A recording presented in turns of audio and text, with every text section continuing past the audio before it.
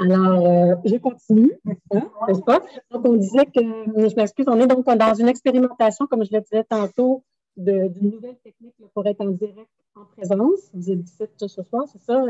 Donc, très heureuse. Et aussi pour les gens qui sont à distance. Ça pour dire que nous sommes en Zoom, en direct. Nous ne sommes pas sur YouTube pour ce soir, donc nous essayons quelque chose de différent pour avoir une bonne qualité de son. Alors, le Zoom sera disponible demain sur notre site Internet au lieu que ce soit sur YouTube là, directement. Alors, voilà. Donc, au plan technique, c'est autre chose. En tout cas, mes collègues vont me le dire. Donc, on disait qu'il y avait l'ordre du jour. Et puis, donc, effectivement, un moment pour vous écouter, dialoguer, entendre vos déceptions, vos commentaires, vos demandes. Souvent des demandes collectives. Hein. Quand c'est des demandes individuelles, c'est correct, mais souvent, on va vous inviter après à venir peut-être donner votre nom au directeur général pour peut-être traiter de votre situation plus personnelle, mais ça ne vous empêche pas de prendre la parole. Voilà, donc c'est sûr en termes d'actualité, vous le savez, là, on est vraiment dans des projets de développement importants. On a donc le dernier projet du Bouvray, donc on autorise ce soir la signature pour avoir une entente, pour signer l'entente avec M. Marois, entre autres, ou la compagnie là, de M. Marois pour le grand projet du Bouvray derrière le Jardin des Sables. Vous savez, donc on a aussi acquis 25 plus que 25 des terrains. On a acquis le lac à l'Écluse, qui va être municipal, parc au bout, bref. Donc, on a réussi à concocter quelque chose qui permet quand même de préserver l'environnement naturel tout en étant dans le développement. On a aussi un projet de développement qui n'est pas terminé de discuter, qui est le projet de M. Potier dans le Montana. Pardon?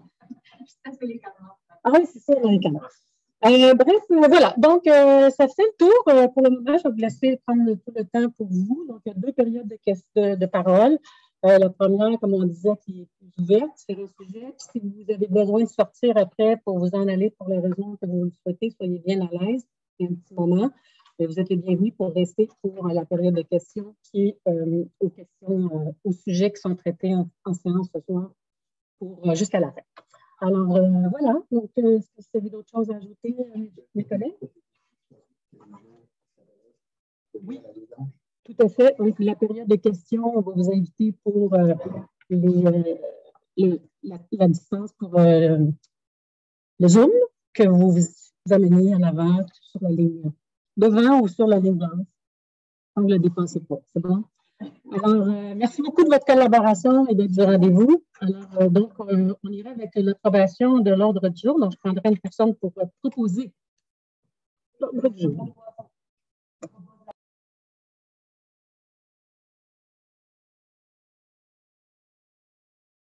Merci.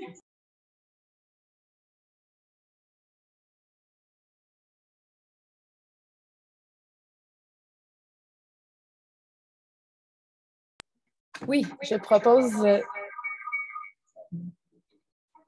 d'approuver le procès-verbal de la séance ordinaire du 4 avril 2022.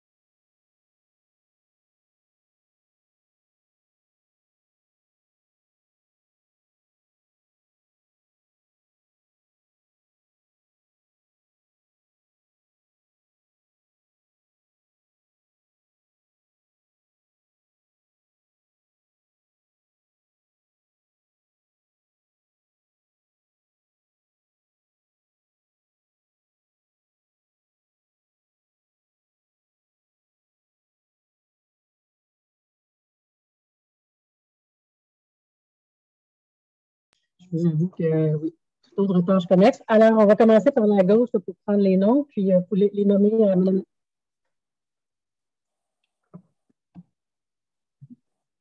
Claude Jean. Monsieur Jean. Joël Paradis. Benjamin Antil. Lynn Lamoureux. Lynn Lamoureux. C'est Bernard Jacob. C'est bien pour ce premier tour. Alors, on vous invite donc à venir prendre la parole. Oui, vous cassez la glace. J'enlève mon masque ou pas? Vous pouvez. Tout à fait. On a tout en main, peut-être si.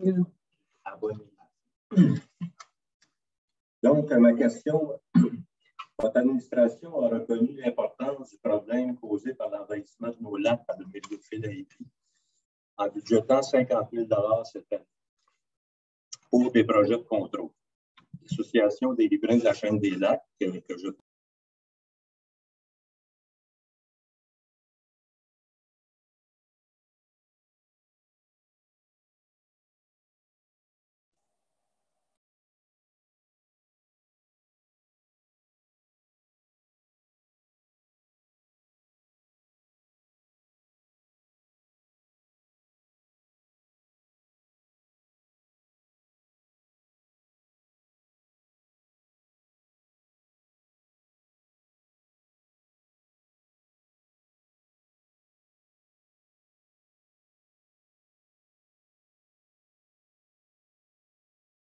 la passe cette année.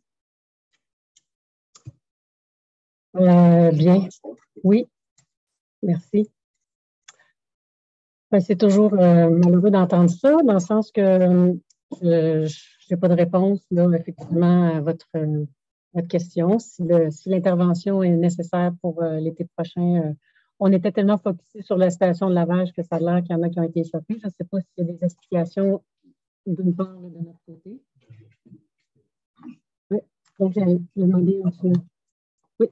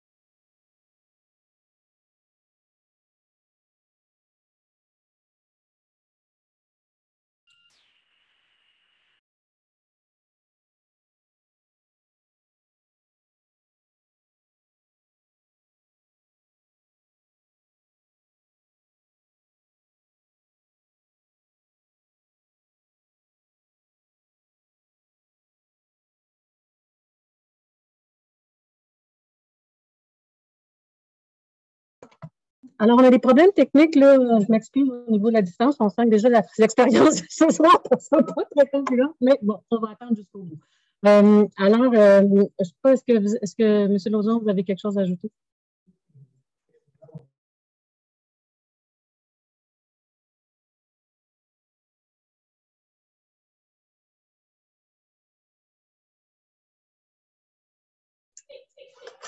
Est-ce qu'on m'entend mieux?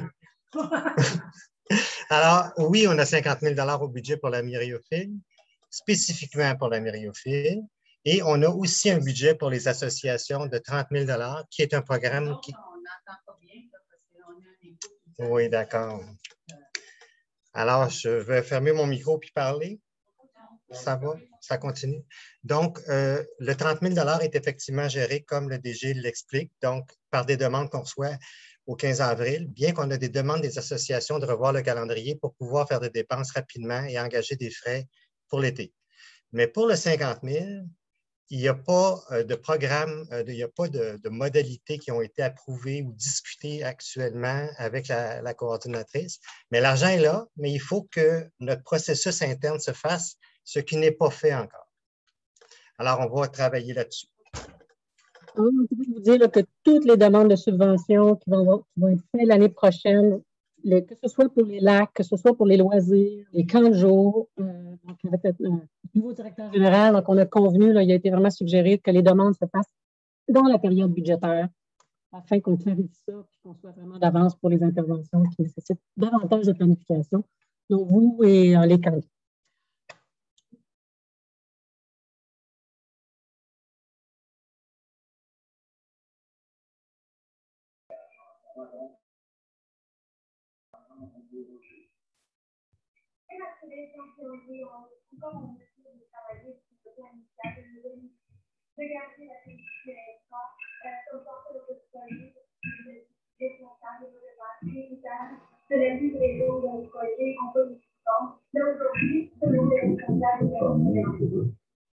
Moi, je suis convaincu que le gouvernement aurait pu justement avoir une vraie discussion avec la Caisse des dépôts et avec les gouvernements. J'ai sûrement eu des conseils. Je ne peux pas croire que c'est mieux, ça. Présentement, c'est que là, le gouvernement est en train de beaucoup de pression sur les dépôts. Oui,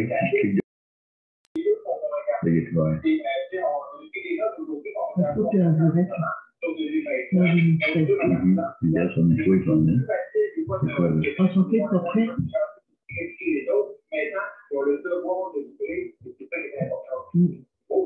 Son portrait. Là. Là.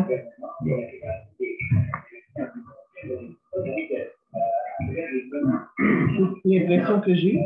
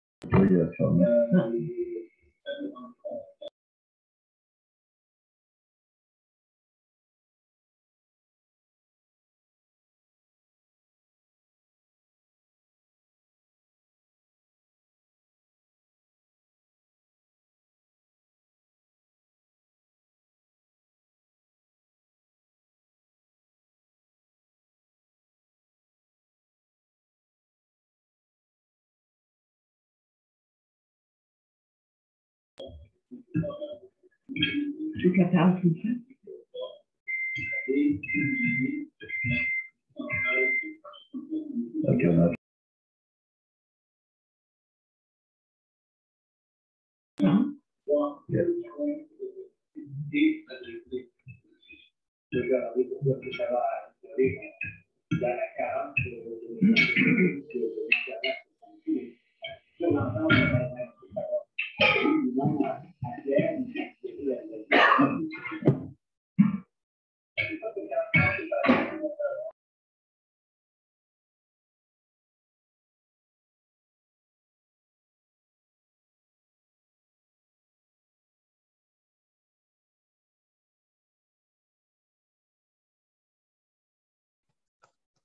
Ça se peut pas.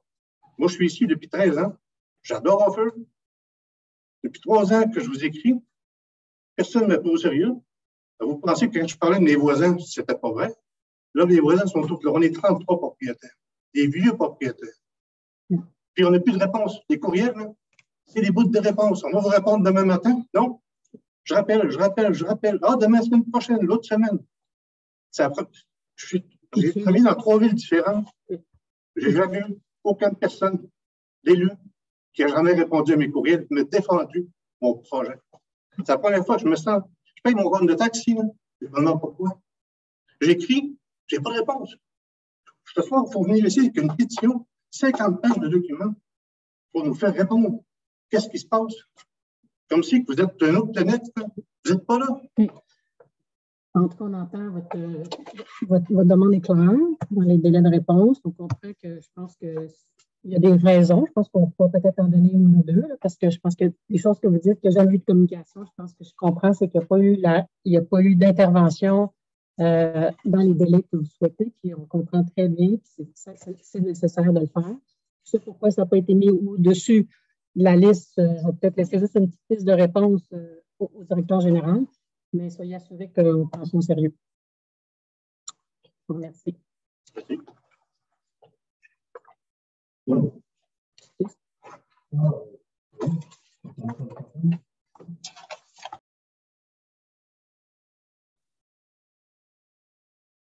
Ouais, regardez, dans le fond, dans ce dossier-là, il y a quand même beaucoup de travail qui a été fait. Là.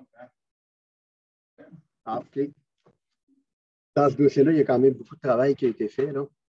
Dans le sens qu'il y a des études qui ont été menées, des calculs de bassin de drainage pour vérifier d'une part si l'eau pouvait rentrer dans le bassin de la Villa des Serres. On a eu la confirmation que l'eau ne peut pas rentrer dans la Villa des Serres. On a fait des calculs, pas à l'interne. On a donné des mandats à des firmes de génie externes qui ont fait également des calculs pour la remise en état du bassin de jet bleu. Okay, le bassin de jet bleu est insuffisant aussi pour savoir la totalité des eaux. On est bien au fait là, de la problématique que le bassin derrière la Villa des Serres est à l'origine, en réduisant le milieu humide qu'il y a là, qui recevait toutes les eaux auparavant. Donc, on est bien au fait que ça, c'est venu amputer une capacité d'absorption. Mais malheureusement, ni un ni l'autre des bassins ne peut recevoir la totalité des eaux. Donc là, on est confronté à une réflexion de construire un nouveau bassin de rétention des eaux. Et c'est là qu'on est dans notre réflexion présentement. Donc, ce n'est pas quelque chose, malheureusement, qu'on va pouvoir vous donner une réponse dans 5 jours ou dans 10 jours au niveau technique. On va pouvoir accuser réception, assurément. Mais vous donner la solution dans un bref délai, ça ne sera pas possible là, parce qu'il y a encore beaucoup de travail à faire au niveau de connaissance du milieu pour être capable d'arriver avec une solution. Ce que je suggère, c'est qu'on se donne un moyen de communication là, quand même de façon régulière pour que soyez, même si les délais sont longs, que vous soyez tenus au courant. Là, je pense que c'est important qu'il y ait davantage en tout cas, une communication en continu pour que vous ne soyez pas restés laissés comme ça sans information, sachant que c'est un dossier qui est complexe. On va continuer le tour de parole. Si vous voulez, après ça va nous faire plaisir de prendre.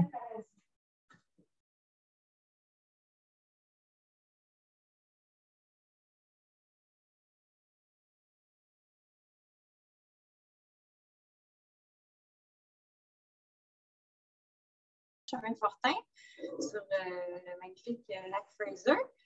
Nouvellement, officieusement, ça fait quand même 9 ans qu'on vit toutes les fins de semaine. Donc, dernièrement, on a réalisé notre rêve familial de venir s'établir dans la région. Et avec ça, vient beaucoup de changements. Donc, au niveau de l'emploi et tout ça. Puis surtout, il fallait trouver une place pour petit bout qui est là. Et alors, pour faire une histoire courte, nous, dans le fond, on est ici là, depuis Noël environ, là, on est à temps plein. J'ai trouvé une place en garderie début février. Au bout de 2 semaines, la madame, elle a été obligée d'annuler mon contrat parce que finalement, elle perdait sa 2e éducatrice, donc elle ne pouvait plus garder ses 9 enfants, il fallait qu'elle tombe à 6. Alors là, j'ai eu une autre place 2 semaines plus tard. La dame qui m'a pris était à 25 minutes de route de chez moi à Sherbrooke, l'autre bord de la rivière Saint-François. Je ne sais pas si vous savez c'est où. Là, ça me prenait 50 minutes le matin, 50 minutes le soir à aller conduire et chercher mon petit bout. La dame est tombée malade, il y a eu des problèmes. Finalement, j'ai trouvé une place sur l'entraide. Hurrah! La dame me contacte là, 2-3 semaines déjà. Là, ça faisait un mois qu'on était là. Et puis, elle m'a dit, mon fils, qui fait partie de la garderie, a eu besoin d'une chirurgie d'urgence en fin de semaine, donc je dois fermer pour 6 semaines. Alors là, ça fait déjà, c'est ma 3e semaine sans garderie. Ma raison pourquoi je suis ici aujourd'hui, c'est que moi, j'étais super contente en faisant mes recherches de garderie, parce que ça, c'est un travail à temps plein, chercher une garderie pour les parents, là, qui savent, là, les parents. J'étais super contente de savoir qu'il y avait un projet de CPE qui allait démarrer à Hartford. Je me disais, enfin, même si Jules va être un petit peu plus vieux, ça dit printemps 2023, on va être correct. Et là, j'apprends dans les nouvelles, dans les dernières semaines, que le projet est bloqué parce qu'on nous dit que ce n'est pas à la ville de payer pour l'établissement d'un CPE, que c'est quelque chose de gouvernemental. Là, moi, j'ai les 2 bras qui me tombent parce que je me dis, comment une municipalité ne considère pas que d'avoir un lieu éducatif pour les enfants permettant aux parents, aux mères, parce que la réalité, c'est que c'est les mères qui restent avec leurs enfants, d'aller travailler, de reprendre un contrôle sur leur vie, de participer à la communauté, ce n'est pas une priorité, puis ça ne devrait pas être une dépense de la municipalité. Il me semble qu'une municipalité, ça existe à cause de sa communauté, à cause de ses résidents. Puis, en fait, je devrais dire grâce à ses résidents, puis je pense que les enfants, aussi jeunes soient-ils, c'est la relève, puis ça devrait être une priorité. J'ai vu que vous avez une table de consultation qui s'en vient, il y allait avoir des discussions qui allaient arriver. Moi, j'ai besoin de me faire confirmer que le projet n'est pas rejeté, que le projet n'est pas repoussé à dans 10 ans, parce que c'est vraiment un fléau en ce moment. Je ne sais pas si vous suivez les travaux de Ma Place au travail, qui est un groupe de mamans et de parents qui militent justement pour les places en garderie. Je ne sais pas si vous êtes informés de toute cette histoire-là, parce que bon, ça se passe beaucoup ailleurs au Québec, mais c'est beaucoup dans la région, c'est quand même un fléau. Là. Moi, je suis épuisée. Aujourd'hui, j'ai travaillé avec mon garçon à côté de moi toute la journée sur YouTube, mon gars. C'est ça que je suis capable de faire. Ma gardienne, en ce moment, c'est YouTube. Puis, mon voisin me demandait tantôt, est-ce qu'il fait beaucoup d'écrans à ton garçon? Parce que c'est vraiment pas bon, les écrans pour les enfants. Bien, je suis désolée, mais oui, le sens fait beaucoup d'écrans. Alors, pour ceux qui bloquent le projet, j'aimerais savoir si vous êtes disponible du lundi au vendredi de 7h à 5h pour regarder, parce que c'est à peu près les horaires que nous, on a. Mais c'est quand même à peu près ça. C'est un peu mon point. Merci. Merci beaucoup. Je ne sais pas si les gens qui veulent répondre, ça va? On va te la répondre. Quand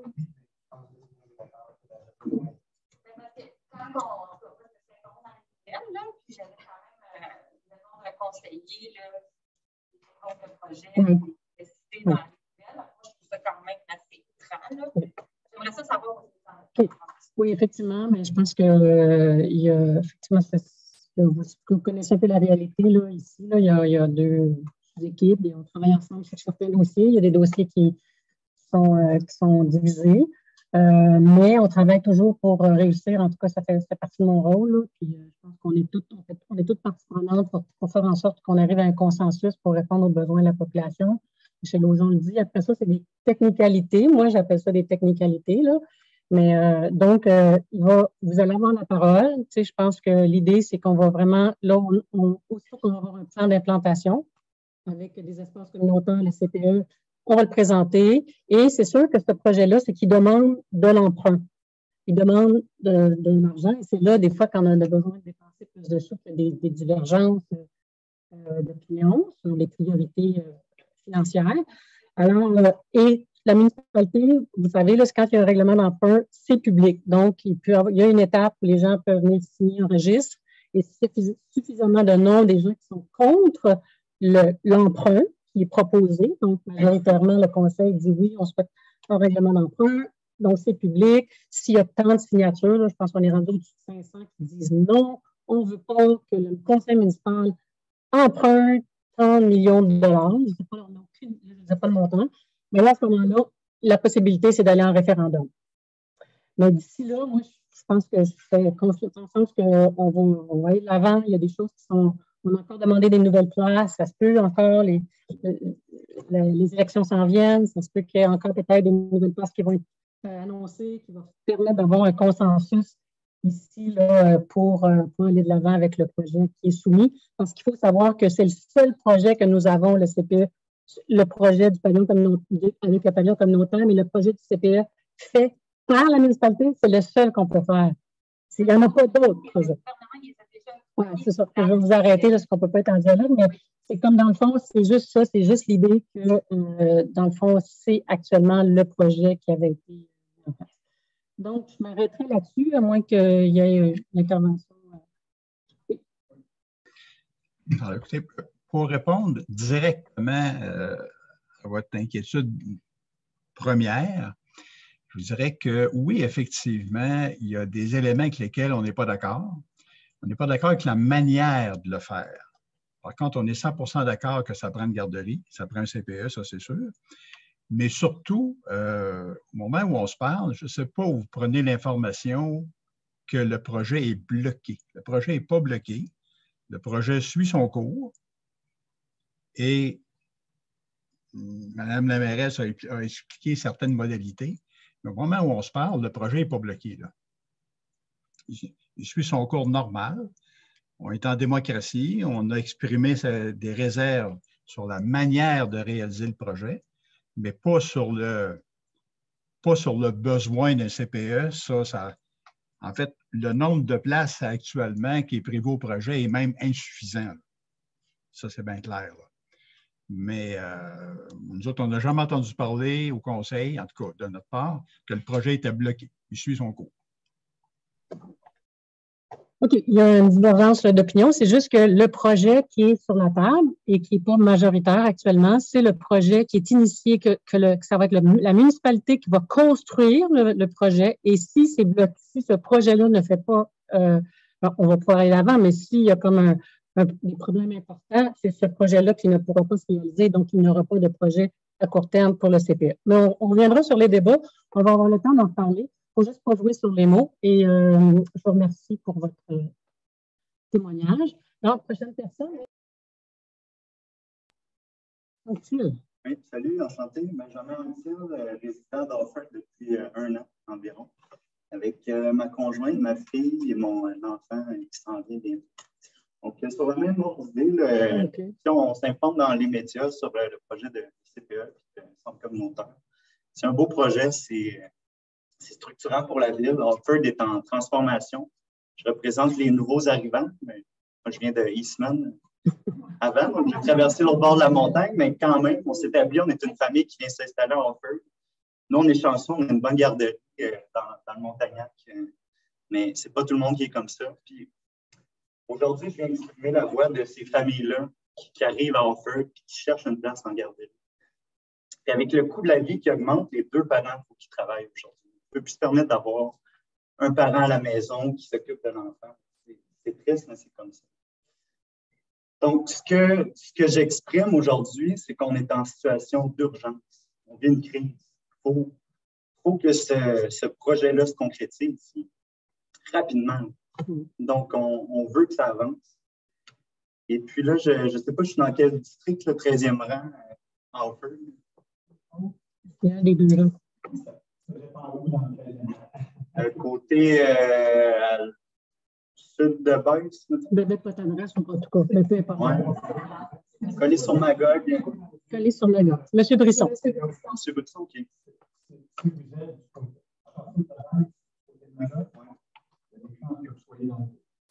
OK.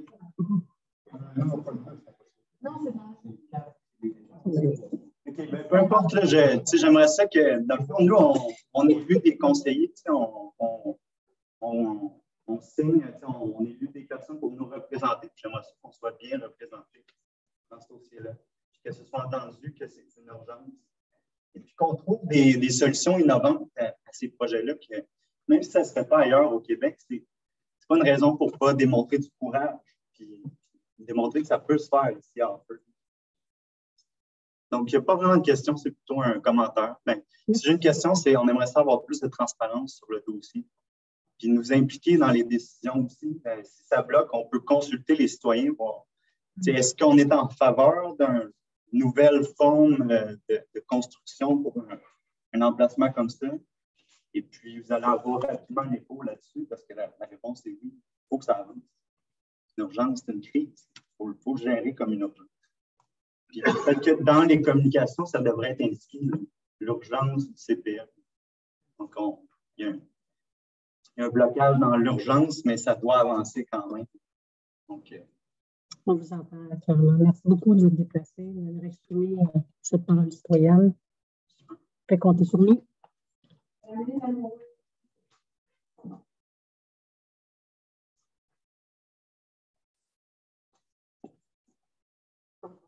Oh. Je l'ai écrit parce que je ne veux pas m'étaler. Je suis capable, moi, de mettre. Ça va un peu dans le même sens que M. Bissot. En octobre dernier, la PLB a présenté une demande de subvention à la municipalité au sujet de la lutte contre les myriaphiles. Par la suite, ça a été confirmé que tout était bel et bien en ordre dans la demande. C'était bien correct. Plus récemment, il a été mentionné que l'échéance du 15 avril était toujours pertinente pour l'octroi de cette subvention, mais que le processus allait être revu. Est-ce que ça remet en cause la subvention? Ça, c'est la question. Parce que l'été approche, puis l'Association de la protection du lac Brompton aimerait connaître précisément les intentions, parce que la PLB a déjà avancé des sous, parce qu'on est à l'organisme très engagé financièrement. C'est pris en cours, c'est déjà démarré, mais il faut que l'argent suive. C'était dans le même sens que M. Bissot.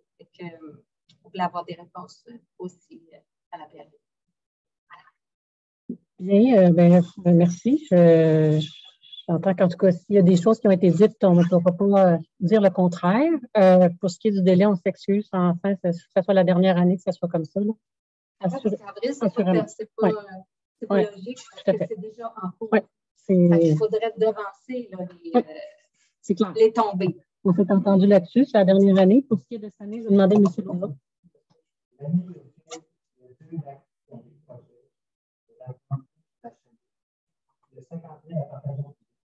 En fonction des critères qui vont être préparés, présentés par le responsable de la santé.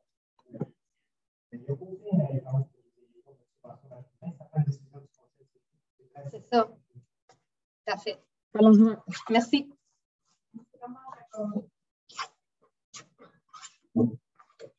Bonsoir. Bonsoir. Ma question est assez simple. Mi-avril de cette année, je constate qu'à la limite arrière de mon terrain, on est en train de construire quelque chose. Je m'informe, c'est une cabane qui a au moins 4 pieds par 8 pieds dans les arbres et qui, au moins de toit, est au moins 15 pieds sol.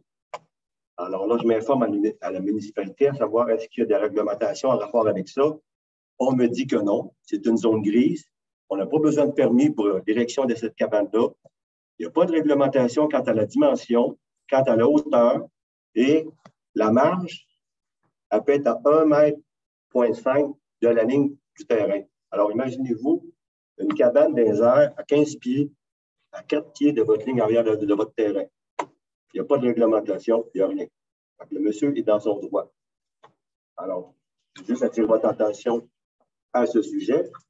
Je me dis que dans une petite municipalité comme ici, avec des terrains relativement petits, ça va peut-être donner l'idée à l'autre voisin qu'il y a des enfants dans une cabane des arbres, puis c'est pas tellement joli, puis c'est pas approprié.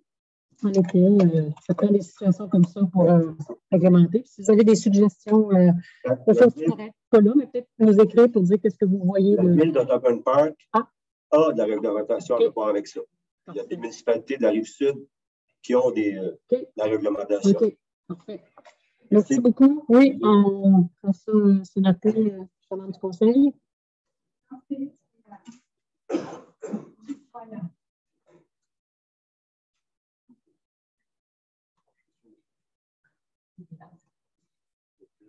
Bonjour, je suis Philippe Chagnard, je suis résident du quartier du Mont. Oui. Donc, ma question est en 2 volets et concerne le dossier de lotissement de M. Potier là, entre le quartier du Montagnard et des 80. Toute l'histoire commence en fait suite à la consultation publique qui a eu lieu en ligne, puis qui a reçu, pour le moins qu'on puisse dire, un accueil très froid là, de la collectivité. Donc, avec un groupe de citoyens, on a monté un plan alternatif qui permettrait, selon nous, une meilleure sécurité aux abords du parc Amel, puis aussi qui permettrait d'éviter le trafic lourd, et finalement qui permettrait un meilleur agencement des espaces verts avec ce qui existe dans le quartier. Suite à ça, pour valider, est-ce que c'est juste nous qui pensons ça ou est-ce que le reste du quartier aussi est d'accord? On a fait rouler en ligne une pétition qui a collecté à ce jour plus de 300 signatures. Donc, je pourrais envoyer le lien au greffier. Puis ça, c'est seulement quelques efforts de publication sur Facebook. On n'a même pas fait de porte-à-porte ni rien. Donc, on pense que l'appui, en réalité, serait beaucoup plus grand encore. Puis, ce plan-là propose justement ce plan alternatif-là. Puis, on a fait un document de 17 pages qu'on a remis à Mme Ouellette, Mme Gerda, fin mars. Puis, qui était dans l'idée d'alimenter, si on veut, le débat au niveau de ce développement-là. On n'a pas reçu, à notre sens, une réponse qui était suffisamment explicite et qui permettait de vraiment comprendre qu'est-ce qui se passe. Donc, puis, ce que j'ai ressenti aussi suite à la pétition, j'ai reçu plusieurs commentaires de concitoyens. Et je pense que c'est un sentiment qui est très partagé dans le quartier, c'est la peur de se faire mettre devant l'effet accompli, que ce projet-là soit signé derrière des portes closes puis que personne ne puisse avoir son mot à dire. Et donc, c'est une peur que j'ai reçue, puis ceci étant alimenté par le peu de réponses qu'on a reçues, mais aussi par le manque de transparence au niveau de l'échéancier du projet, sachant surtout que ce qui avait été proposé dans la présentation initiale était que ça allait être lancé en plein devis à l'heure où on se parle en ce moment. Et on n'a pas eu d'update suite à ça. Donc, c'est une peur qui est partagée par plusieurs concitoyens. Donc, le premier volet de ma question, en fait, pour la mairesse, est quel est l'avancement du dossier et quelles sont les orientations de la ville par rapport à ce développement immobilier-là. Maintenant, pour la deuxième partie de ma question, avec nos analyses, il nous a apparu que le dossier qui a été proposé par M. Potier utilise 2 accès, en fait, qui sont propriété de la ville, soit un qui donne sur la rue du Sirocco et l'autre qui est sur la rue de la Giboulée. Est-ce que vous voyez de quoi je parle? Oui. Donc, donc, il y a 2 terrains, en fait, qui appartiennent à la ville et que le promoteur pourrait utiliser. Avec ce qu'on a regardé, en fait, le développement en tant que tel, dans son état actuel, n'est pas fait sur un terrain enclavé. Donc, le promoteur a accès à la rue des 80, ce qui est un accès qui est correct et qui permettrait de faire un développement et permettra au promoteur de proposer aussi un développement conforme avec son accès qu'il possède déjà. Donc, ma question pour la mairesse, encore une fois, qui est le deuxième volet de ma question, c'est est-ce que la ville a réellement l'obligation de fournir les 2 terrains qui appartiennent au patrimoine public pour le développement du promoteur? Et quelle est la motivation réelle de la ville à fournir ces terrains à ce projet-là, malgré le peu d'acceptation sociale en fait que le projet suscite? Et est-ce que la mairesse peut s'engager aujourd'hui à ce que ces lots qui appartiennent à la collectivité ne soient pas remis au promoteur? Ça serait la troisième question pour ma part. Donc, parce que pour les premiers, en fait, je vais vous dire que si la question de l'avancement du dossier est liée à l'orientation, ça veut dire que si nous avons initié la rencontre avec vous, alors qu'il y avait déjà une entente préalable qui avait été faite avec le promoteur. Donc, depuis les nouvelles élections, on s'est engagé à rencontrer les citoyens à chaque fois pour présenter le projet.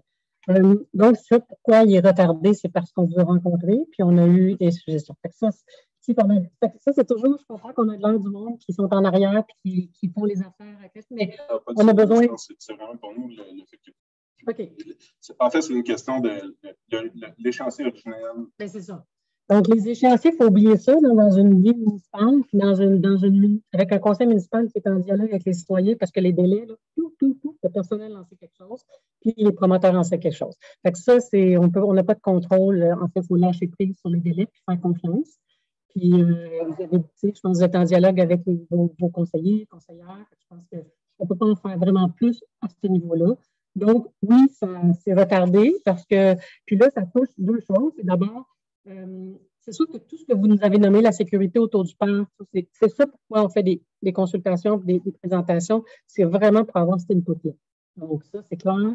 Donc, on est en train, et la question des accès, ça, c'est autre chose. Les accès, là, je veux dire, ça, c'est, on est, tu sais, on comprend, on entend, on n'a pas terminé notre, on n'a pas pu eu cette discussion-là cette semaine. On était conscients, on pensait avoir votre pétition aussi ce soir, là, je ne l'ai pas. Je ne savais pas qu'il fallait déposer à la ville. Ah oui, mais l'Internet. Mon collègue qui l'a déposé, je ne savais pas que ça faisait. Ben oui, par courriel. Par courriel, parce que moi, je ne suis pas sur Facebook personnellement, puis, mais j'entends parler, là, on est branchés, il y a du monde branché. Mais donc, c'est ça. Fait que là, c'est ça les faits. Mais je vais vous dire que les espaces, la question des espaces verts, vous le savez, là, tout ça, je veux dire, écoutez, nous autres, là, on a arrêté 3 ans de développement, là, pour faire le maximum, pour avoir 25% des espaces sur le terrain. On ne peut pas trouver mieux comme municipalité pour faire ça. Fait que ça, on veut juste dire qu'on contrôle le mieux qu'on peut le développement. Je suis juste comme, vous faites-nous confiance, et je sais qu'on n'est pas parfait, que les règlements ne sont pas parfaits, mais on est sur la coche, puis on est vigilant, puis vous saviez à quel point qu'on fait retarder les choses pour que ce soit le plus parfait dans l'imparfait possible. C'est ça. Mais je ne peux pas vous dire que dans le fond, les rues vont passer là où vous souhaitez. On n'est pas là. Tu sais, je veux dire, là, négocier les accès de rue, on ne l'a pas fait pour l'autre secteur ici. Là, les gens nous ont, il y avait 125 personnes, ils nous ont tous donné leurs commentaires. On a du pouvoir sur les espaces verts, OK, sur où les prendre, le maximum qu'on peut prendre. Ça, on regarde ça. Pour ce qui est des rues, là, tu sais, je veux dire, c'est sûr que là, on est dans un autre univers. Puis, donc, on ne peut pas, en tout cas, on ne bouge pas aussi. Fait que là, on est en révision complète de ça, mais ça ne devrait pas prendre nécessairement très, très longtemps, mais je ne connais pas le délai. Pour la dernière partie, moi, je n'ai pas de réponse. Là, ça sort de ma compétence, là, la question des lots. Là, je ne sais pas trop de quoi on parle, en fait, je m'excuse, mais c'est dans le sens que je ne sais pas si Mme Blais ou M. Lambert vous avez une réponse pour le fait que votre question liée au lot. En fait, c'est que les 2 lots qui M. Potier, son lot, en fait, ne touche pas ni à la rue de la Giboulée, ni à la rue de Sirocco, en fait. L'accès tel qu'il le propose dans son plan original, en fait, part à partir du terrain qui appartient à la municipalité en ce moment. Donc, son lot en tant que tel ne débouche pas sur aucune des 2 rues. Puis ce terrain-là appartient à la ville dans l'état actuel des choses. Et donc, on se demande pourquoi est-ce qu'il fait un projet qui... En fait, pourquoi est-ce que le conseil accepterait ou... Ouais. À un certain point, le conseil, à notre connaissance, notre compréhension, aurait la prérogative de ne pas permettre ces accès-là. C'est un terrain qui ne lui appartient pas, puis il y a un accès par le bas. Fait qu'on ne comprend pas pourquoi la ville permettrait ça. On entend encore merci. S'il y a autre chose, je ne sais pas si y a une réponse là-dessus. Moi, j'en ai pas là, pour ce qui est de ce volet-là, des terrains.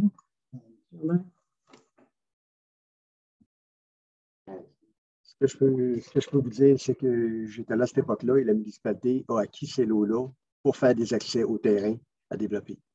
Donc, c'était le but premier. Ce n'était pas pour faire des parcs, ce n'était pas pour faire rien d'autre que donner des accès additionnels au terrain pour augmenter les possibilités de fluidité de la circulation. C'était le but premier de l'achat des terrains à l'époque.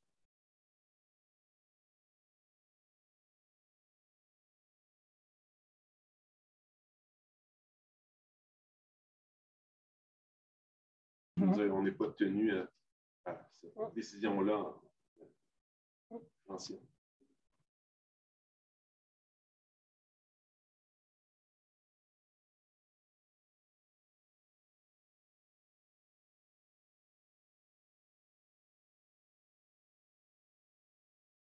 Faire un essai de qu'est-ce que pourrait être le développement, puis le 25% que la ville a, c'est vraiment une belle qualité qu'on a, puis c'est vraiment quelque chose qui est très novateur, puis qui permet beaucoup de choses. Merci de nous avoir donné ça, puis de bien l'utiliser. Merci beaucoup.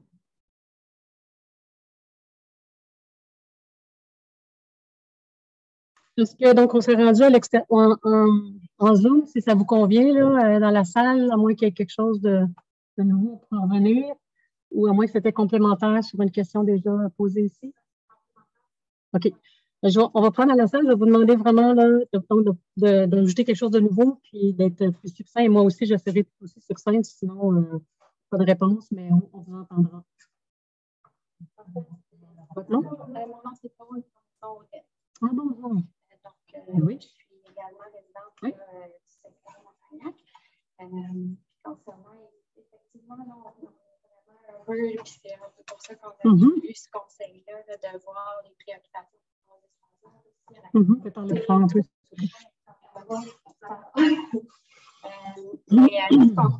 Dans le cadre de ce projet-là, ce qu'on comprend, c'est qu'il y a des espaces qui ont été réservés pour fin de parc ou de préservation. Puis, on a de la difficulté à avoir la cohérence là, avec les valeurs qui sont véhiculées, puis le résultat dans ce projet-là. On va essayer de l'expliquer davantage. Oui, c'est ça. Il y a un 10 plus un 15 pour fin de parc. Dans le règlement de lotissement, ce qui est mentionné, c'est que les terrains doivent être exempts de toute contrainte environnementale qui peuvent compromettre leur aménagement. Or, dans le cadre de ce projet-là, ce qui est cédé, ce qui est proposé d'être cédé, en tout cas, c'est un humide qui est évidemment pas libre de contraintes environnementales, qui est dans un coin et qui n'a pas nécessairement de connectivité là, avec l'autre parc. Puis ensuite, il y a le chemin déjà. Oui. Mais ce que j'entends, c'est que de façon générale, mais en tout cas, vous ne comprenez pas bien ce que j'entends. Puis on va tenter de le communiquer davantage. Oui, d'accord. Ça fait noter. Avec les valeurs véhiculées par le conseil, puis ce projet-là, la façon que vous acceptez en fait de choisir les espaces verts, puis de donner des terrains promoteurs pour favoriser une activité. Là, on va arrêter. On ne donne pas de terrain des promoteurs. Parce que quand il y a vraiment une vision de développement, je pense que nous, on s'en fait en cohérence. Si on n'est pas suffisamment en cohérence, on va essayer de vous l'expliquer davantage parce que les milieux humides, c'est super important. Tu sais, je veux dire, c'est ça. Il y a des choix à faire. On les a réfléchis beaucoup, puis on va continuer. Il nous reste un exercice, une rencontre de travail là-dessus qui est prévue. Donc, on n'a pas eu le temps de la faire la semaine dernière, puis on va la faire. On entend là, de voir de quelle façon, si on peut faire davantage de cohérence pour vous, on va le faire. Mais là, ce qu'on comprend, c'est que vous n'êtes pas en train, le promoteur n'est pas en train de faire ses plans de vie pour signer une entente sur eux. C'est ça. Tout est stoppé puis c'est en révision. Le concept est en révision. Oui, bien, je vais laisser la parole au DG pour compléter l'information à ce sujet-là, au plan technique. Dans ce projet-là, la municipalité a adopté une résolution d'approbation préliminaire au mois de juillet.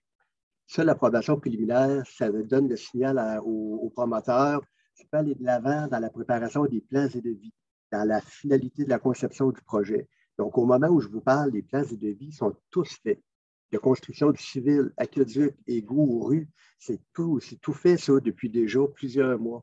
Okay? Les calculs de l'ingénieur, la mise en plan, ça a tout été fait à l'automne dernier. Il faut comprendre que depuis le mois de juillet, quand il a eu son go, lui, il a donné des mandats à ses professionnels. Donc ça a tout été fait. Quand la présentation elle a été faite à la population cet hiver, la majorité des documents techniques étaient déjà complétés.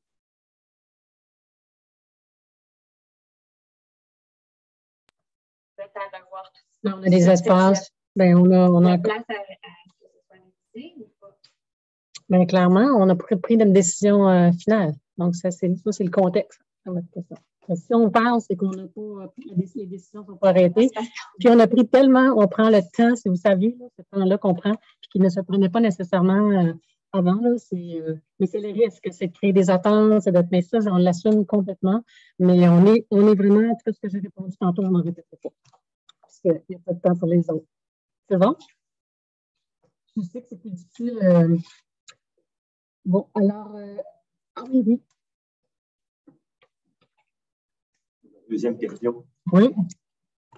La question concerne la vitesse sur la route 141 entre la sortie 118, qui est dans la municipalité de Magog, et la station de ski. 115, pardon. En mars 2016, on avait fait, un voisin et moi, on a fait signer une pétition d'au moins 100 résidents du coin pour demander au MTQ d'abaisser la vitesse à 50 km/h. La réponse, c'est qu'ils ont baissé la vitesse de 80 à 70 km/h et ils ont mis la pancarte Donald de Magog après la rue Quête. En partant de la station de ski, ils ont mis la pancarte 70 après la sortie du stationnement Giroux-Est. Oui. Donc, les voitures roulent 90, 100. Les gens qui sont clients à l'espace 4 saisons, ce ne sont pas tous des Olympiens avec des chaussures de ski. On les voit marcher, puis ils s'en vont sur une route glacée. Les autos roulent à 100 km/h. Donc, il y a un problème de vitesse. Ça, c'est un problème. Puis, il y a un problème de bruit des motos, c'est une piste de course.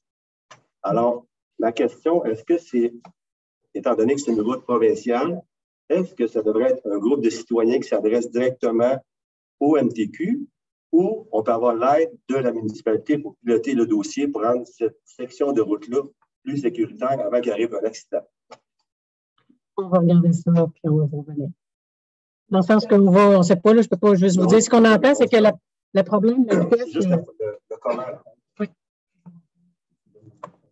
Oui. Bon, dans un premier temps, M. Jacob, toutes les demandes du ministère des Transports doivent être adressées par la municipalité. Donc, même si vous êtes un groupe de citoyens, que vous réunissez, si vous voulez adresser une demande au ministère des Transports, ils vont vous retourner. Ils vont dire que ça doit être votre municipalité qui est le porteur de dossier. Au plan d'action 2022, la municipalité a prévu un élément qui était de revoir les éléments de sécurité en bordure de la route 141.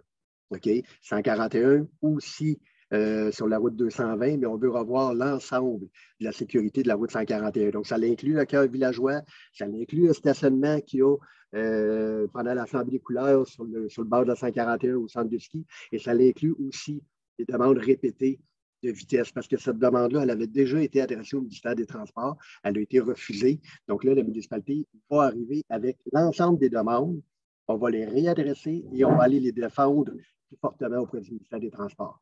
Et ça, c'est prévu au plan d'action 2022, une action pour l'été 2022. C'est bon, c'est important, là, puis on le dit à chaque fois, là, quand il y a des problèmes de vitesse, c'est important que vous informiez la municipalité, puis sincèrement, parce qu'il y avait comme une il y en a qui le savent, là, qui sont dessus. Il y avait comme une zone, on ne savait pas si c'est la municipalité ou c'est des citoyens. Là, mais c'est toujours, mais sauf que les citoyens, vous avez aussi, c'est intéressant quand vous informez la municipalité, puis vous déposez Merci. Bon. Bien, alors, oui, monsieur. Votre nom? Bon, c'est juste parce que. Votre nom, monsieur? Là, juste être sûr que j'avais compris. C'est parce que vous avez dit que vous receviez, en tout cas, la pétition.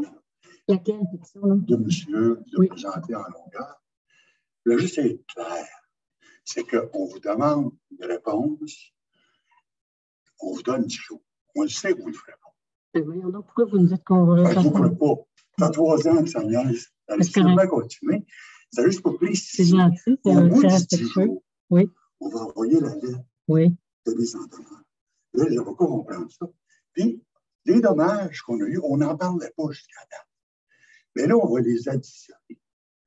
Puis, on va donner ça à la commission pour les collecter et faire avancer le dossier. S'il n'y a pas un signe probant qu'on ne lit pas de nous autres, comme c'est le cas depuis 3 ans. Vous, depuis longtemps, vous jouez dans ce dossier-là. Vous ça va par cœur. Non? C'est plus important de garder le rapport. Juste nommer votre nom, s'il vous plaît. Pierre Albert Cazot. Pierre Albert Cazot. Merci, M. Cazot. OK, donc, ça va pour la salle. Merci. Donc, au niveau à distance, est-ce qu'il y a des questions? Peut-être pas. Ah oui. Alors, vous, donc, les gens qui sont en Zoom, si vous avez des questions, ce serait le temps de nous en faire part. Sinon, on continuera avec l'ordre du jour. Est-ce que vous en voyez? Donc, une fois, 2 fois, prenez votre main en direct ou virtuel, là, Quintin, donc, il n'y en a pas pour le moment, c'est bien ça? OK, il n'y en a pas, sinon vous utilisez le chat. OK, donc,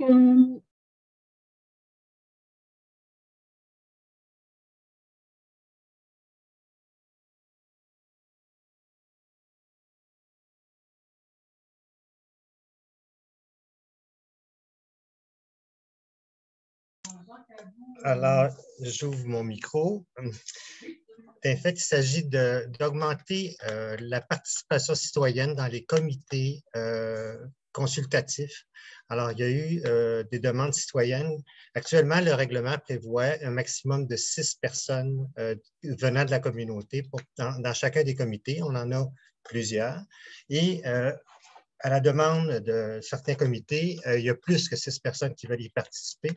Alors, je propose de modifier la section membres de comité pour passer le maximum de citoyens de 6 à 8, modifier ainsi le règlement qu'on a pour la gestion des comités.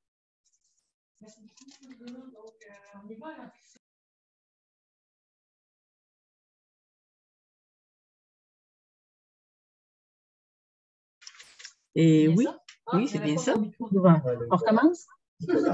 Autant. Alors, on y va pour la nomination des comités consultatifs citoyens. À vous, Madame. Oui, c'est bon, je vous remercie. Écoutez, on a plusieurs nominations pour ce soir. Les comités de citoyens, les différents comités qui vont être élus pour un mandat de 2 ans. Donc, pour le comité de la voirie, M. Alain Belzile, Mario Brault, Frédéric Brière, André Dorion ainsi que Kevin Harvey. Pour le comité de transition écologique et de protection écologique du milieu, M. Sébastien Bérard, Pauline Berthenot, Kevin Burns, Hugues La Jeunesse Pagé, Lynn Lamoureux, Michel Landry, Julie Marchessault ainsi que François Roberge. Pour le comité de protection des lacs, M. Bruno Busseau, Normand Dumont, Stéphane Garneau, Christine Ménard, Michel Morissette, Jean Nadeau, ainsi que Louise-Emmanuelle Paris. Et finalement, le comité consultatif au développement du cœur villageois, Martin Charon, Arnaud Douillet, Marie-Ève Girard, Nicole Langlois, Lisandre Michaud-Verreau, Jean-François Morissette, Philippe Pichette et finalement Marie-Claude Rouleau. Donc, bienvenue à tous ces membres dans les comités consultatifs. Merci beaucoup, Nimla. Donc, je précise, je rappelle que c'est Martine Javelat qui est la présidente du comité de transition écologique, Roxane Ouellette qui est la présidente du comité de développement du cœur villageois et M. Lauzon, M. Bousquet qui est le président du comité consultatif des lacs. Il y a d'autres membres d'élus qui participent. Et puis, comme vous l'avez vu, nous avons eu beaucoup de personnes qui étaient intéressées. Donc, nous avons augmenté le nombre en sachant que les réunions seront peut-être un peu plus longues, mais on souhaitait vraiment favoriser au maximum la participation. Alors, ça sera parti pour les prochaines semaines. Passons maintenant à 2.5 avec Mme Ouellet. Je propose de confirmer l'engagement de Mme Charret à titre de trésorière et de coordonnatrice aux finances suite à l'expiration de sa période de probation. Merci. Alors, avec prochaine embauche avec Mme Javelat.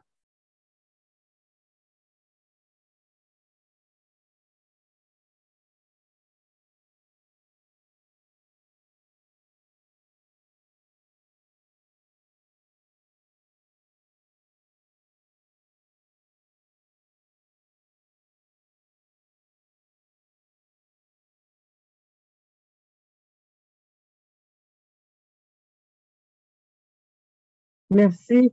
Allons-y maintenant avec une autorisation de signature. Oui. Alors, qui est-ce qui... Oui, allez, à vous répondre.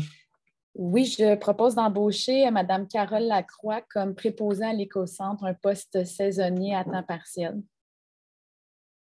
En effet, Carole Lacroix à l'écocentre. Donc, bienvenue à ces nouveaux employés. Allons-y avec donc l'autorisation de signature avec un de mes collègues.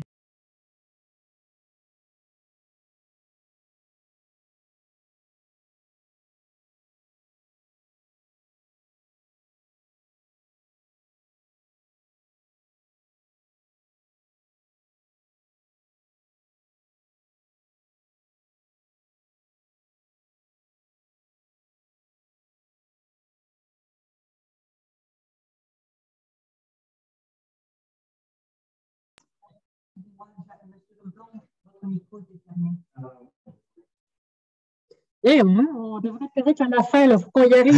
Go, go, go. Alors, je résume simplement pour ceux qui étaient en ondes en ligne. En fait, on met des ondes, c'était quand même un peu dépassé. Mauvaise expression.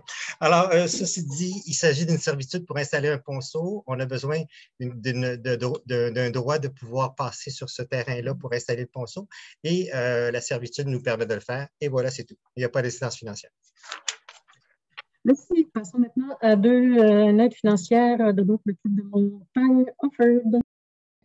Oui, je propose de remettre à l'organisme le Club de vélo de montagne Offord, un nouvel organisme ici dans la municipalité, un montant de démarrage équivalent à 1 000 $. Et je veux souligner aussi le leadership puis l'implication de Mme Dominique Georges et des autres bénévoles dans ce club de vélo de montagne. Merci. Service d'animation Offord avec M. Brisson.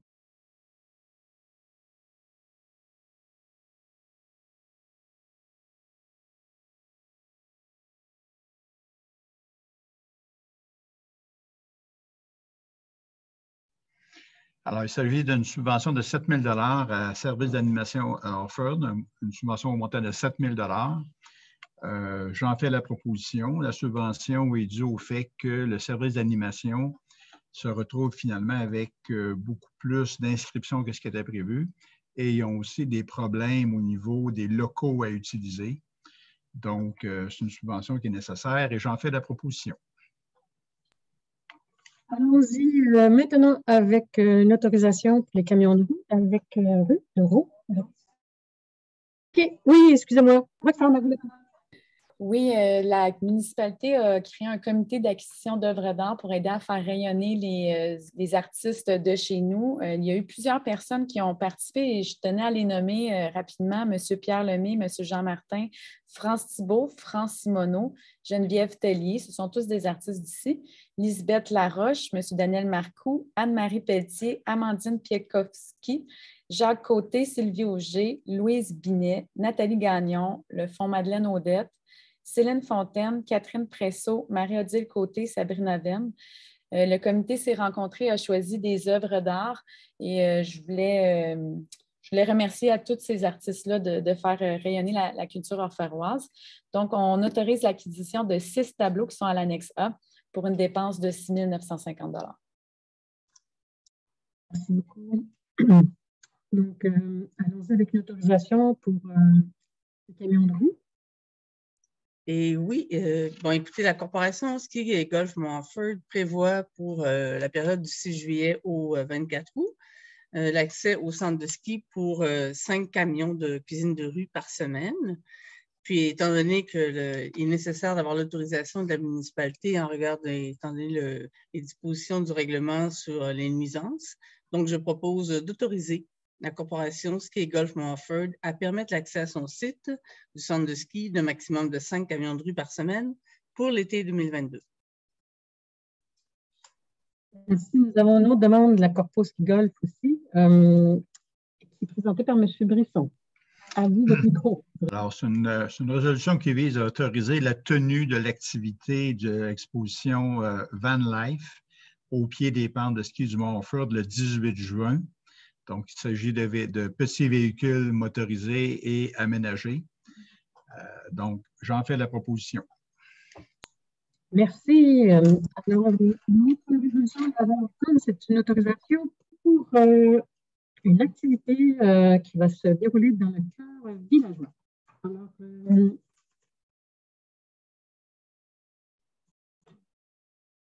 non. Alors, peu importe.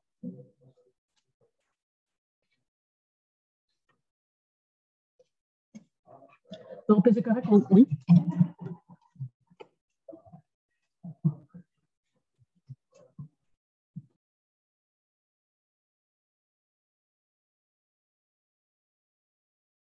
Oui. Donc, c'est la proposition d'une entreprise qui se nomme « Ça commence à quelle heure ?» C'est pour autoriser la tenue d'activités au parc de la Rivière-aux-Cerises pendant l'été. 15 au 19 juin précisément. Un premier festival du conte avec les jeunes entrepreneurs. Allons-y avec la prochaine résolution. Oui, c'est une modification à la Convention portant sur les règles de contribution financière au bénéfice de la Société d'histoire du canton d'Orfeuille. Donc, c'est de modifier le deuxième alinéa de l'article 7 qui est intitulé « Obligation de l'organisme » et de modifier la Convention en conséquence. Merci, Mme Javelin. Une vente pour taxe maintenant. Oui, je propose d'autoriser Mme la mairesse à signer les documents pour la vente pour taxe de la convention avec la MRC. Merci. Prochaine résolution, programme d'assurance. Le programme d'assurance des OBNL, DLC.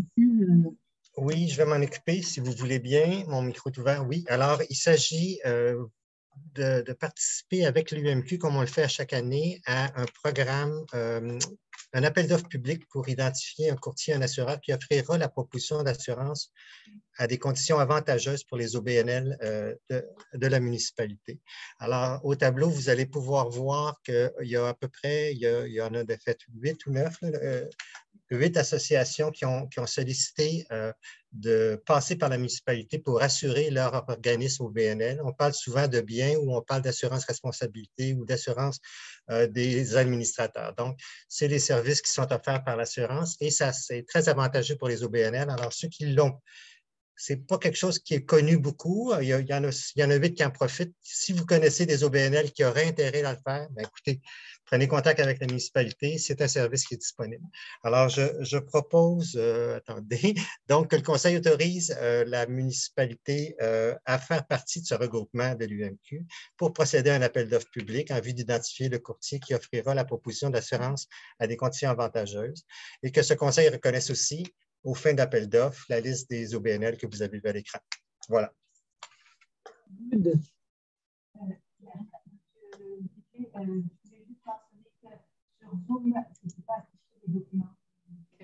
Alors, voulez-vous qu'on les nomme? Non, c'est bien. Nous notons notre expérience pour en faire un bilan. Mais quand même, on y va. Donc, on y va avec une autorisation, une prochaine autorisation. Bon, je peux bien la faire. La prochaine autorisation, point 2.18. La municipalité organise une dégustation de produits locaux où il y aura de la bière et du vin qui va être servi pour cette occasion-là. L'activité aura lieu le 22 juin prochain au parc de la Rivière-aux-Scieries. C'est mon micro. 24 juin, excusez, pas le 22, pardon. Et la municipalité doit, pour se faire obtenir un permis de réunion de la part de la Régie des alcools, des courses et des jeux. Donc, je propose d'autoriser la greffière à signer cette demande de permis pour justement qu'ils puissent avoir de l'alcool de servi lors de cette activité-là le 24 juin.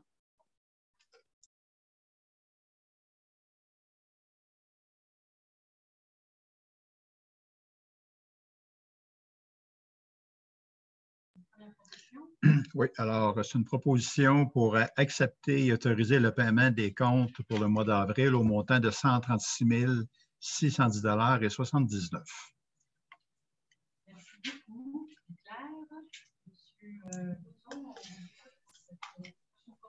Oui, alors c'est encore technique. Il s'agit d'un sol qui reste disponible d'un règlement d'emprunt qu'on a fait l'année dernière, si je comprends bien, c'est un refinancement.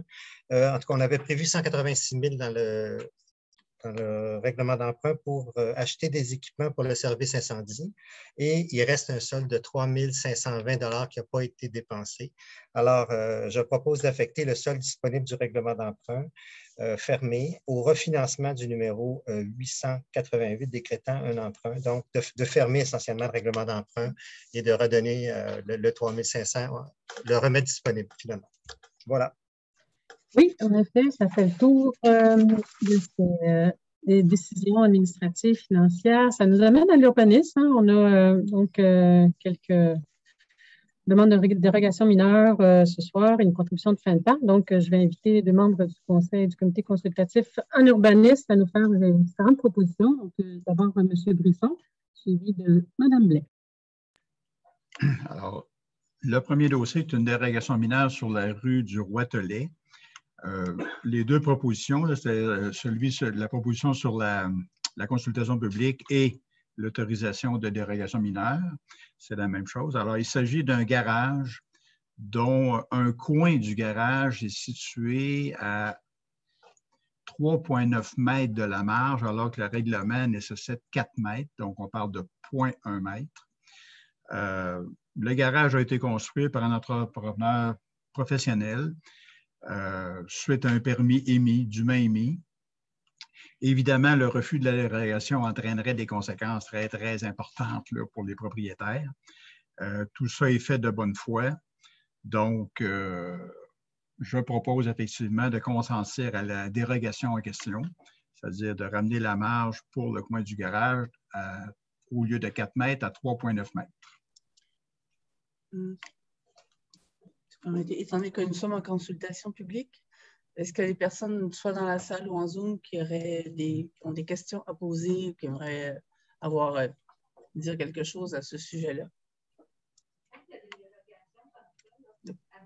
Où le bâtiment est démantelé, à ce moment-là, c'est une fois acquis ou il faut qu'il revienne avec le Si le bâtiment est pour une raison quelconque est détruit, enlevé, tout ça, il n'y a pas de droit acquis là-dessus. Le futur garage ou autre bâtiment devra respecter les normes.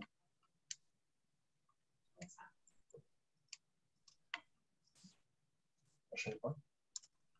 Oui, donc je comprends que la résolution est de peut-être donner la suite de la résolution si on n'accorde pas la dérogation mineure, étant donné que la période de consultation est terminée. Effectivement, sur la deuxième proposition, alors je propose effectivement de consentir à la dérogation mineure en question. Good. Pour la prochaine dérogation mineure, je peux aller pour un dossier qui concerne une demande qui a été faite par M. André Touchette pour le 1074 chemin du lac Brompton. Vous voyez à l'écran l'endroit où se situe la demande de dérogation mineure. La personne demande d'agrandir son bâtiment principal. La dérogation mineure a deux objets finalement, soit de réduire à 4,1 mètres la marge de recul avant minimum pour son projet d'agrandissement, alors que la distance prévue au niveau du règlement est de 5 mètres, une différence de 0,9 mètres.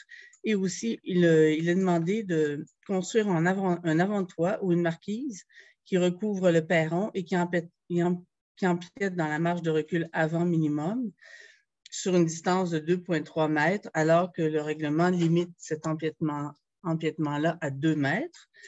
Le but de la demande de dérogation mineure qui a été fait par le requérant était d'aménager un hall d'entrée justement dans la cour avant. La location, il faut dire que la localisation du bâtiment, de cette partie-là, entre autres, du bâtiment principal actuel, est déjà dérogatoire. Et le bâtiment est situé à proximité du lac Brompton. Finalement, au niveau des arguments pour la demande, le bâtiment principal, l'argument qui nous a été mentionné, c'est que le requérant possède une grande famille, sont de grands skieurs, c'est pour pouvoir faire de l'entreposage au niveau de l'agrandissement qui serait fait, l'entreposage entre autres pour l'activité de ski. Selon les membres du comité d'urbanisme, le requérant n'a pas su démontrer dans quoi l'application réglementaire pouvait lui causer un préjudice sérieux. Finalement, il est à souligner qu'il s'agit d'une résidence secondaire, non pas d'une résidence principale. Donc, étant donné que nous sommes en consultation publique, est-ce qu'il y a des commentaires, est-ce qu'il y a des questions de la part des personnes dans la salle ou en Zoom?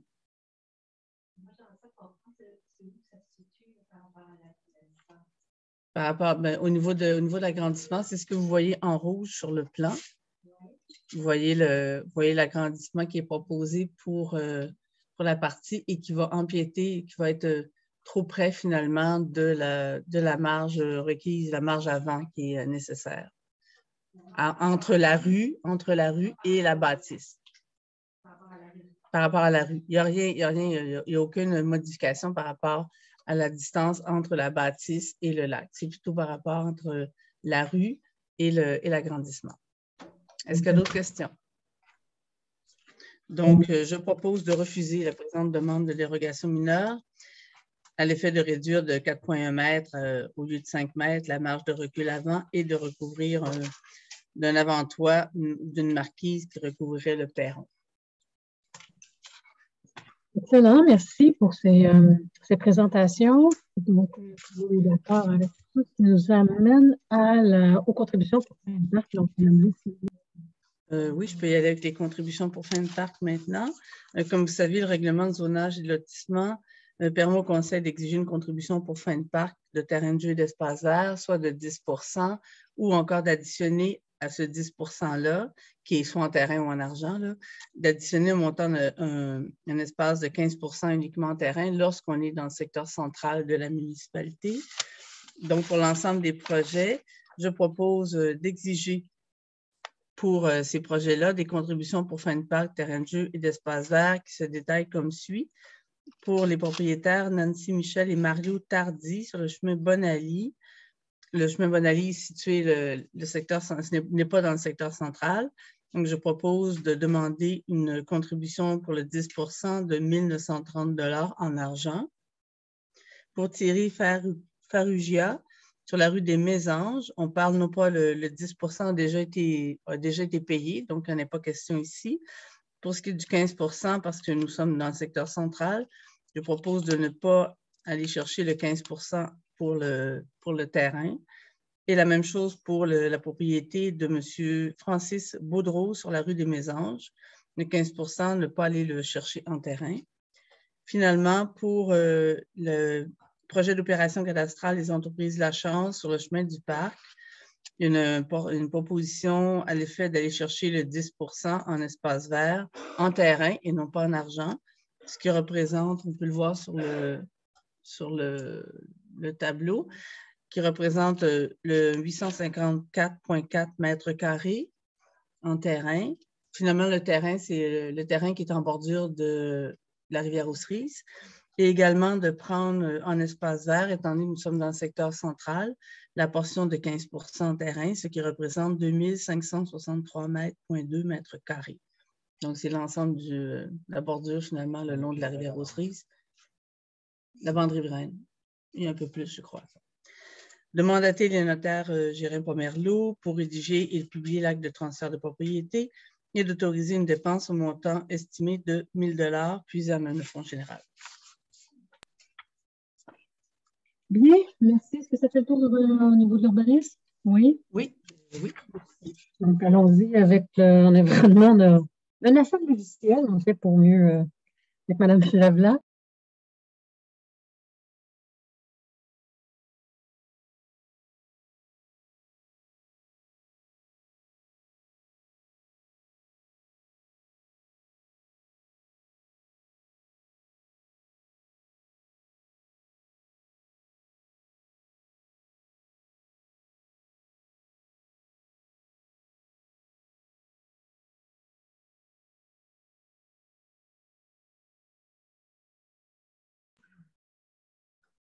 Bien, merci, ça va pour tout le monde. OK, alors, donc, on a des contrats, c'est la saison voirie des infrastructures, la saison de construction, de reconstruction, de marquage, bref, on va y aller avec quelques résolutions à ce sujet. Donc, à commencer avec le chemin des fermes, que je pensais M. Lauzon. Je vous invite à présenter cela. Ouverture du micro. Alors, écoutez, il s'agit d'un premier contrat cette année pour refaire un chemin qui a très mal performé ce printemps d'ailleurs. Et le chemin des fermes, on a eu des intervenants du public qui sont venus nous expliquer la situation déplorable que leur causait le chemin chez eux. Alors, la municipalité a procédé à un appel d'offres pour une reconstruction complète d'un tronçon de 240 mètres, évidemment celui qui avait le plus besoin. Bien que ce ne soit pas total, c'est une réflexion qui va quand même aider beaucoup la situation. Alors, il y a eu 5 soumissionnaires et le plus bas soumissionnaire est la compagnie de Normand Janson qui a été le plus bas soumissionnaire et qui a 131 341 $. Alors, je propose de conclure un contrat avec cette compagnie pour la reconstruction d'une partie du chemin des fermes. À cette fin, d'autoriser 131 341,69 $, toute taxe incluse, à être puisé à même la réserve financière dédiée à la voirie. Bon, les modalités du contrat sont disponibles sur un document annexe et d'autoriser la mairesse ou en son absence, la mairesse suppléante à signer les documents relatifs à la présence. Voilà. Et allons-y avec un contrat pour la rue de la Terrasse. Avec la Terrasse. C'est un contrat pour reconstruire une partie de la rue de la Terrasse. Le contrat serait accordé à la compagnie G. Leblanc Excavation. Le plus bas soumissionnaire au montant est de 440 743,72 $. Alors, à même un règlement d'emprunt déjà convenu qui était prévu à 590 000 $. Donc, j'en fais la proposition. Merci beaucoup. J'invite Mme pour la prochaine résolution. Oui, je propose d'adopter le contrat pour le scellement des fissures sur les diverses routes de la municipalité. Alors, à la compagnie Marquage LR. Et on continue avec une... Je propose aussi d'utiliser une dépense pour le marquage de la chaussée, le marquage des pistes cyclables avec la compagnie NPP, montant 15 316,71. Et je poursuis aussi avec le contrat pour le fauchage des rues, des chemins et des pistes cyclables. Le plus bas soumissionnaire étant M. Benoît Fassin, montant le 10 395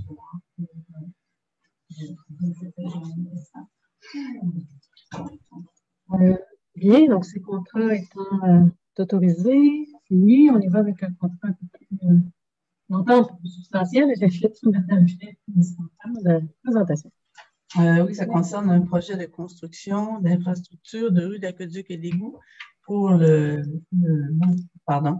secteur du Bouvreuil, phase 4 finalement. Et écoutez, la municipalité a reçu au mois de novembre 2021 une demande d'entente relative à des travaux municipaux. Cette demande-là a fait l'objet par la suite, le Conseil a adopté au mois de février 2022 une résolution, une adoption préliminaire du projet de construction d'infrastructures pour l'ensemble de ce projet-là dans le secteur Bouvreuil. Et les documents ont été déposés par le promoteur, ils ont été analysés par la municipalité et il y a lieu de signer une entente relative à ces travaux municipaux-là avec la compagnie Hôtel Villégia. Donc, je propose de conclure une entente avec la compagnie Hôtel Villégia pour la construction d'infrastructures de rues, d'aqueducs et d'égouts sur une partie du lot 6 320 662 dans le secteur Bouvreuil, d'autoriser la mairesse ou en son absence, la mairesse suppléante et la greffière à signer les documents relatifs à cette entente. Les modalités de l'entente sont plus amplement détaillées au document PROM 2022-01 qui est dans les archives de la municipalité. Merci beaucoup. Donc, ça, c'est un premier projet qui va aller de l'avant. Un premier projet très important, les travaux de construction d'infrastructures qui vont commencer. Donc, nous allons signer l'entente dans les prochains jours pour que ça puisse aller de l'avant. Là aussi, on aura un défi important de communication, de cohésion, de faire en sorte que, dans le fond, le climat autour de la construction et la qualité de vie puisse quand même être préservé au maximum avec les inconvénients de la construction. Donc, nous avons prévu le maximum que nous puissions faire et nous comptons vraiment sur la collaboration de l'entrepreneur. Bien sincèrement, je pense qu'on va être en mesure de passer à travers cette étape. Il y a beaucoup d'inconvénients, mais de façon avec le moins d'inconvénients possible et de façon le plus efficace possible. Donc, on espère d'être en excellente communication par nos infolettes et si jamais il y a quoi que ce soit donc, du côté des citoyens, donc n'hésitez pas à communiquer avec nous. Donc, on est très content de cette conclusion-là qui va se faire très bientôt. Alors, voilà pour cette décision ce soir.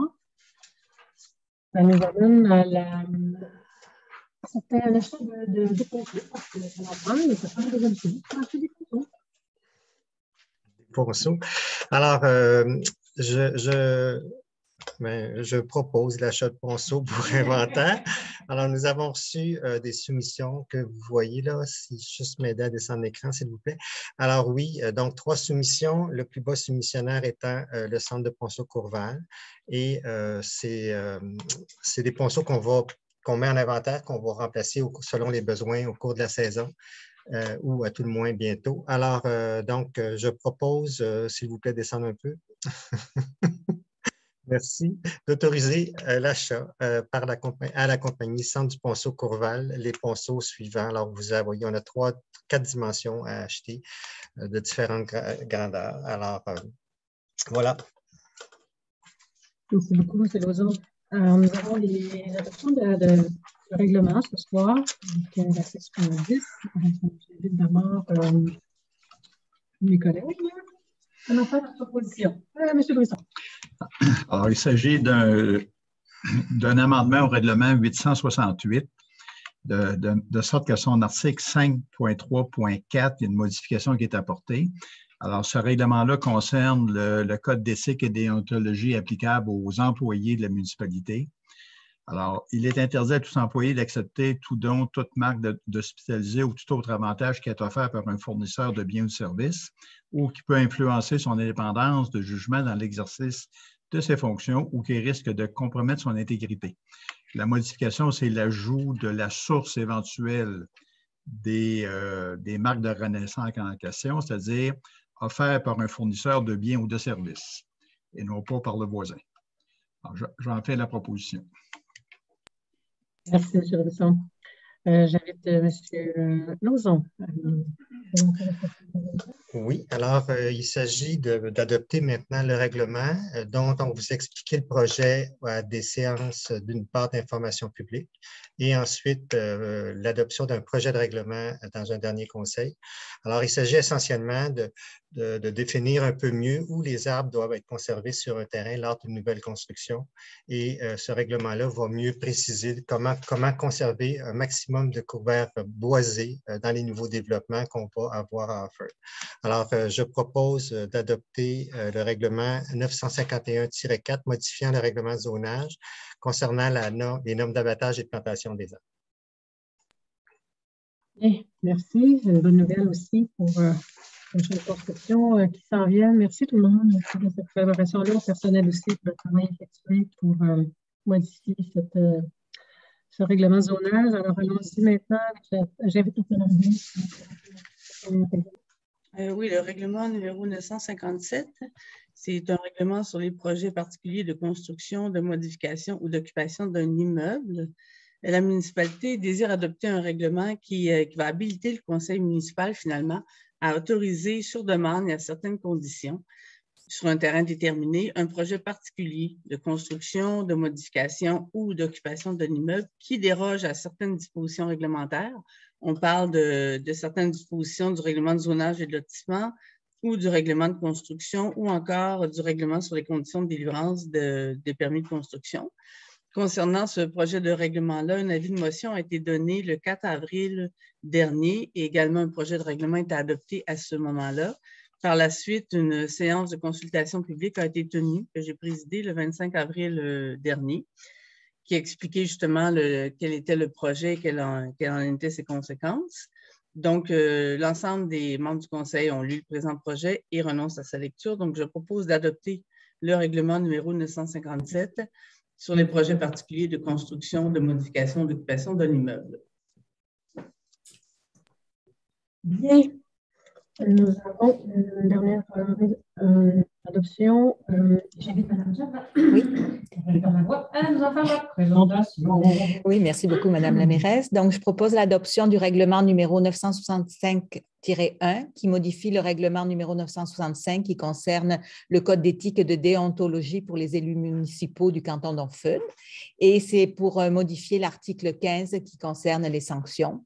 Donc, il y avait eu une modification qui avait été faite, un avis de motion que j'avais proposé à la dernière séance ordinaire du 4 avril.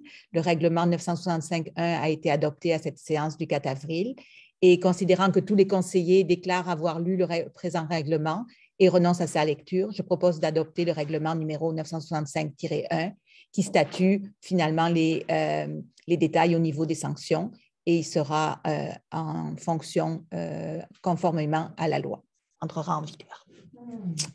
Ça fait le tour des décisions que nous avions à prendre ce soir. Donc, la parole est à vous, aux citoyens et citoyennes qui souhaitent prendre la parole pour les décisions qui ont été prises ce soir. Ça va. Nous serons aussi disponibles après s'il y a des questions. Pour, à distance, pour les gens... on voit les noms, donc il n'y a pas de questions, de commentaires. C'est bien ça, non. OK, donc on se donne rendez-vous à la prochaine assemblée du conseil régulière, celle du mois de juin. C'est pas rien de spécial d'ici là.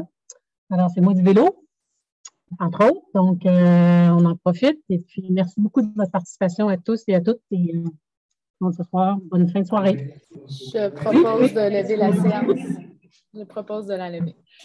Madame Ouellette fait la proposition. Merci tout le monde.